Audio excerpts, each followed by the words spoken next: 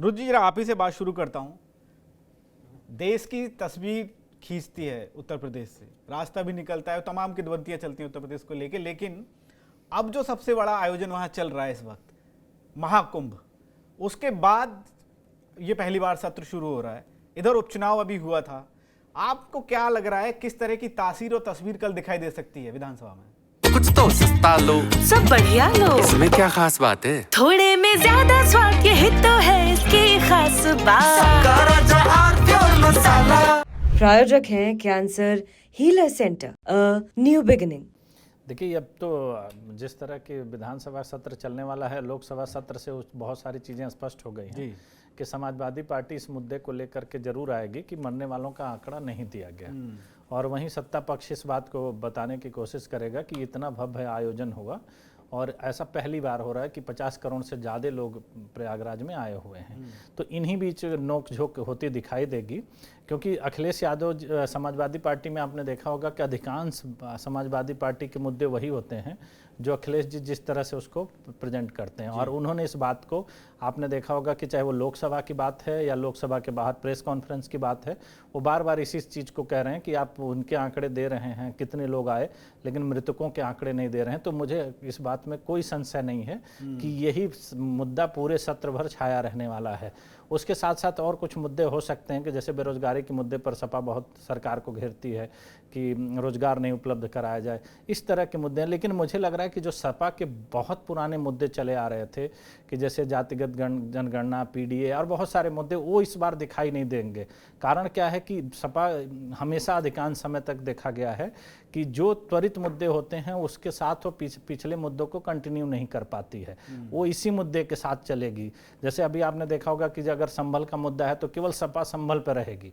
अब जैसे कुंभ का मुद्दा आ गया है तो आप देखेंगे कि सपा के जितने नेता हैं अधिकांश समय उनके बयान इसी तर्ज पे हैं कि कुंभ में क्या हुआ, कैसे हुआ, या जो भी चीज़ें चल रही है, तो वो एक ही मुद्दे के साथ चलती है और कुछ समय के बाद उस मुद्दे को लेकर कंटिन्यू नहीं हो पाती है। ये कुछ समय से देखा गया कि सपा की रणनीति में कहीं ना कहीं चूक दिखाई देती है। जैसे आपने देखा होगा कि पीछे जो पेपर लीक के मामलों को सपा बड़ी गंभीरता से उठाती थी, लेकिन बीच में उस चीज़ को छोड़ देती है।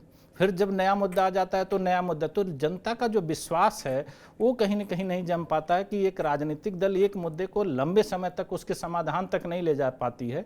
एक मुद्दे को उठा करके और उसको छोड़ देना, ये राजनीति में अच्छी परंपरा नहीं मानी जाती, क्योंकि जब तक आप उसका समाधान नहीं ढूंढ पाते हैं तब तक वो आपका अचीवमेंट नहीं होता, और अचीवमेंट के बिना आप केवल मुद्दे उठाइए, मुद्दे गिनाइए। जैसे आपने देखा होगा कि आजकल देश की राजनीति में भी यही चीज़ें चल रही हैं कि राजनीतिक दल मुद्दा उठाता है, फिर विपक्ष और उसके साथ पीछे हट जाता है। तो इसमें इनको गंभीरता से देखना होगा, क्योंकि ये बजट का सत्र है।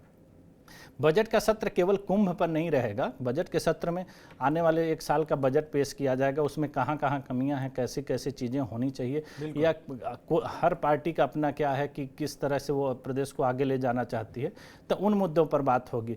दूसरे विपक्ष में अखिलेश यादव के बिना देखिए कि सपा कितनी मजबूती के साथ अपनी आवाज़ उठा पाती है, क्योंकि जब नेता प्रतिपक्ष जो हैं पांडे जी, वो उस तरह से सत्ता पक्ष का किस तरह से विरोध कर पाते हैं कि ये सब चीज़ देखने वाली बात होगी। लेकिन मुझे ऐसा लग रहा है कि सारा सत्र जो होगा ये कुंभ के इर्द गिर्द और ये जो आंकड़े हैं इन्हीं के आसपास बुना जाएगा, और इसी पर ये सत्र पूरा चलने वाला है। बिल्कुल।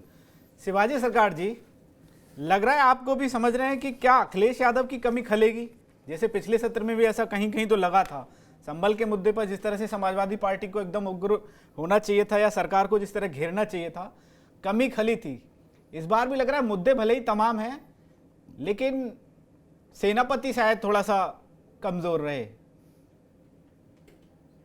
ये तो पार्टी को तय करना है जी। मुद्दे तो बहुत हैं। विपक्ष अगर मुद्दों को सही ढंग से पेश कर सकता है तो जनता को लाभ होता है, और नहीं होता है तो सरकार जिस तरह से चलती है उसको लाभ होता है। विपक्ष देखिए, जो भी कुंभ में हुआ तो निश्चित रूप से ही उसकी आलोचना होनी चाहिए। जिस तरह से वहाँ पे एक वीआईपी कल चल रहा, उसकी बातें होनी चाहिए, पर वो कर पाएंगे या नहीं ये देखने की बात जी।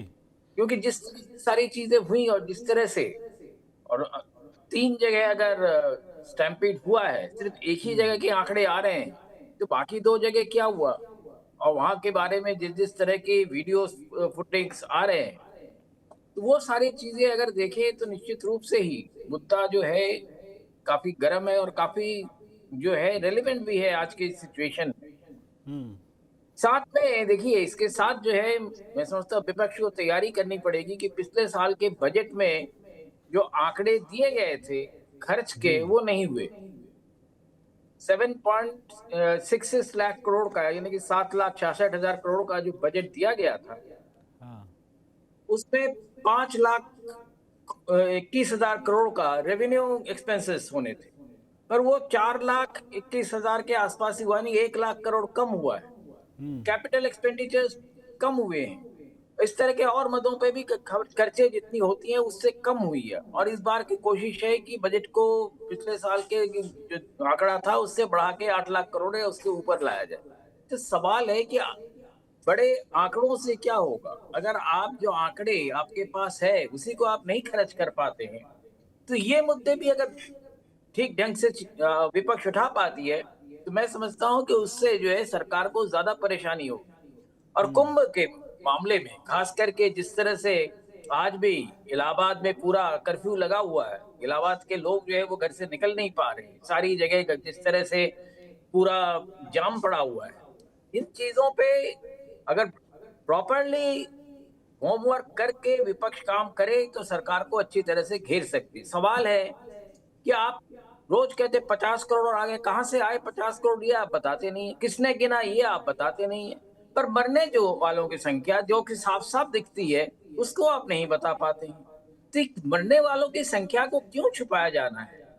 ये तो एक बहुत बड़ा क्राइम है कि जो मर रहा है, जो परिवार है वो सारे परेशान हो रहे हैं, कितने मिसिंग लोग अभी तक वापस नहीं हो रहे हैं। तो ये सारे मुद्दे जो है पूरे समाज व्यवस्था को जो है उसको प्रभावित करते हैं।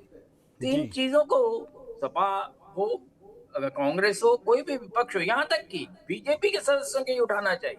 सबसे बड़ा मुद्दा तो बीजेपी के सदस्यों के लिए, क्योंकि बीजेपी के सदस्य जो है अगली बार चुनाव में जाएंगे तो उनको यही सवाल जवाब देना पड़ेगा। अगर वो देखिए, बीजेपी को कांग्रेस से सीखना चाहिए। कांग्रेस जो है नेहरू के जमाने में और उसके बाद में ऐसे सारे मुद्दों को उठाती रही और सरकार को घेरती रही। तो बीजेपी अगर ये चीजें नहीं सीखेगी, सरकार को नहीं घेरेगी, तो बीजेपी के लिए भी समस्याएं पैदा हो सकती। लेकिन सर अब तो विपक्ष वाले कहते हैं कि हम तो बीजेपी से सीख रहे हैं सरकार कैसे चलानी है और सियासत कैसे करनी है। धर्मेंद्र जी वही हो रही है, बीजेपी से सीख रहे हैं, जिनसे सीखना चाहिए उनसे नहीं। दोबारा आता हूं सर एक बार। धर्मेंद्र जी, कल से सत्र, नमस्कार सर। नमस्कार, अस्त्र शस्त्र तैयार हैं, मुद्दे तो तमाम है, लेकिन जिस तरह की आशंका या जिस तरह के सवाल और कयास बाकी लोग भी उठा रहे हैं, साहब अखिलेश यादव की भी कमी कमेगी। और दूसरा मैं पूछ रहा था तैयारी कैसी है?